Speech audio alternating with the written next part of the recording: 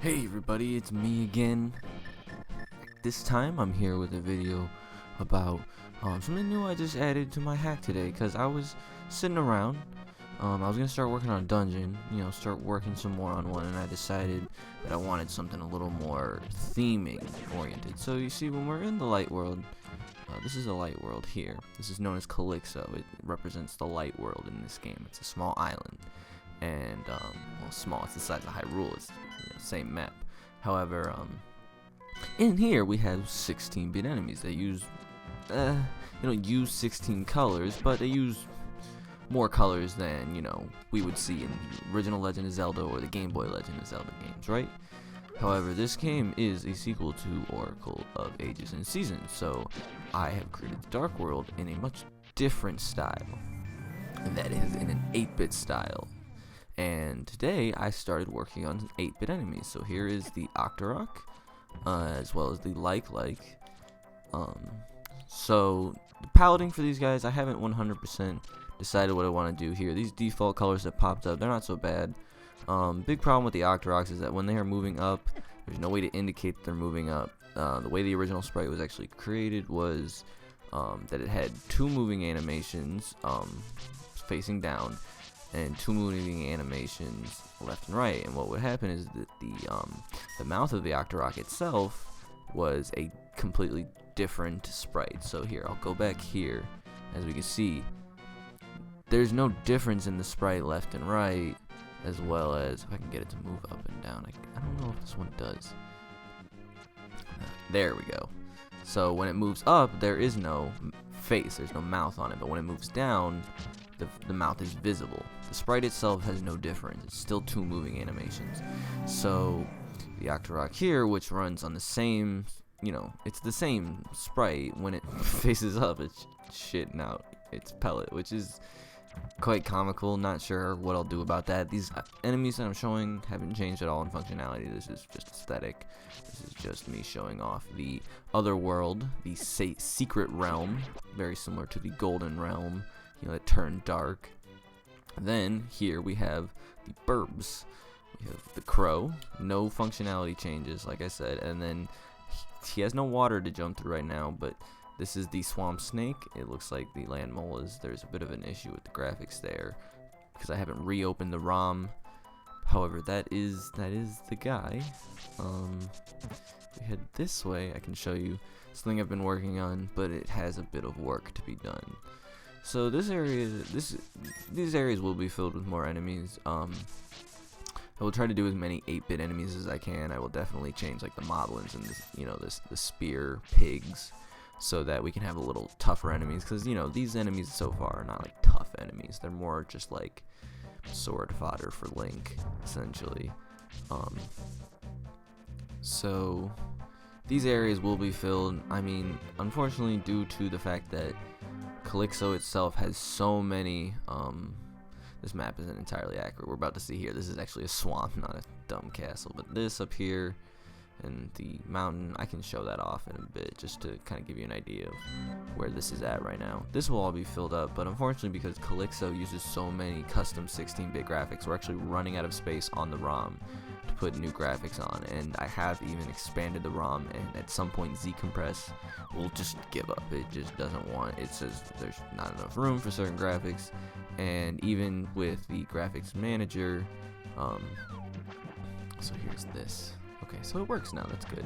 Before it was actually loading the wrong graphics for these swamp trees, but now it's doing just fine.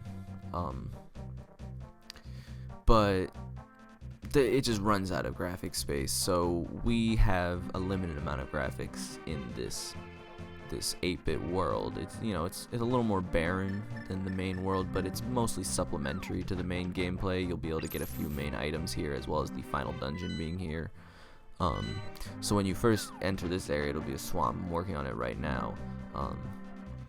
This will actually be where you get the flippers from to be able to access the 5th dungeon, the Sunken City. So you will use your ice ability here, you know, as a maze to get through this area. And I'm gonna make sure that there's proper spacing so that you can get magic if you need it, or that you can complete it in one magic bar without any upgrades, or perhaps you need an upgrade.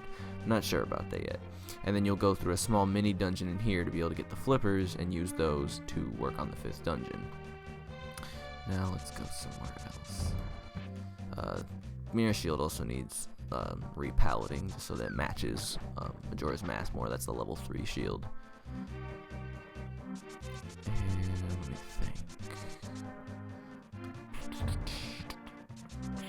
Yes, you're able to move. I don't know if you've noticed, but you're able to move while running with the boots.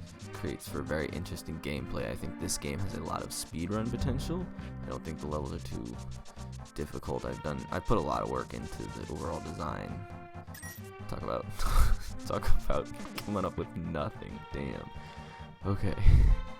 So now we have Lupo Mountain. This is actually inspired largely by an area in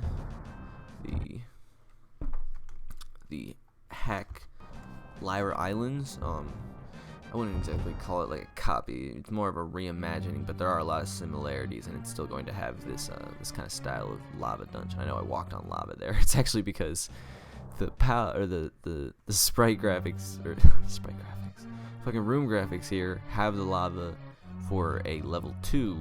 However, this is one of the rugs. This was a rug at one point. It was a different style of floor, and it comes with this lava, and it's comical looking. So this area is a little more populated with enemies. Yeah, it's got these bomb throwing guys. These have so many moving parts of them that turning it into 8-bit will be quite the challenge. Snapdragons as well. I mean, they're not terribly hard. It'll be possible, but there's no representation of these enemies anywhere in the older games. I mean, there's similar enemies, but there's nothing like this. And that's, you know, that's gonna be hard, but I definitely want all the enemies in this world to match. I don't want some random assholes sticking out, and you know, if I gotta change it, these guys I can definitely easily do. You know, I think I need to add more rock decal to this area in general. I think that would be very nice. In these caves themselves, the dungeons, the rooms have not been changed yet, so this is still very similar to how it is in Link to the Past. You know, these are all easy edits. I mean, just reorganizing these caves is a lot easier. You know, just creating in-betweens for the game is a lot easier than designing a whole dungeon, which is why it hasn't taken, you know, too much priority. Though, I guess you could argue that if they're so easy, why haven't I gotten them done? But they're just a way to get around for right now. These fucking guys, that's just my health. Oof. Let's see. He's trying to kill me. He wants me gone. Where does this take me?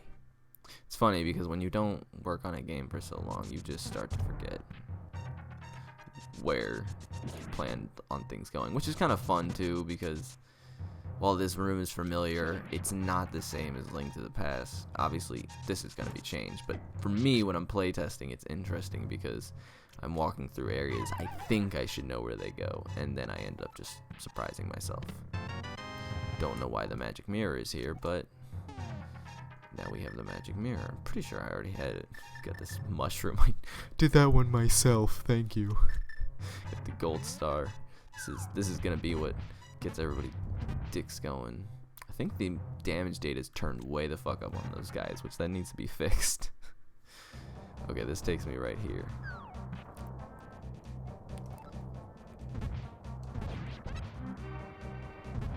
Die.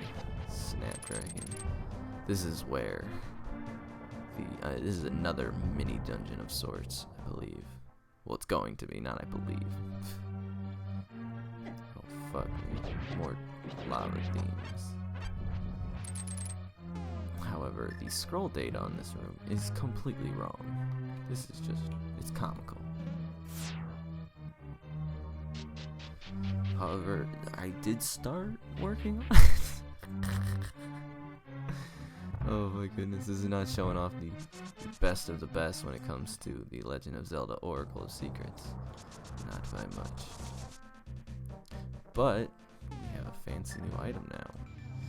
Now, I'm sitting on the fence about how I want the magic mirror to operate exactly. Oh, that's beautiful. That's just good looking.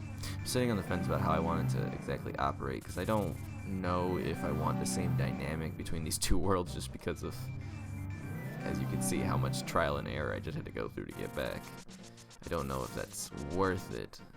However, you know, it is a very integral feature to the Link to the Past experience.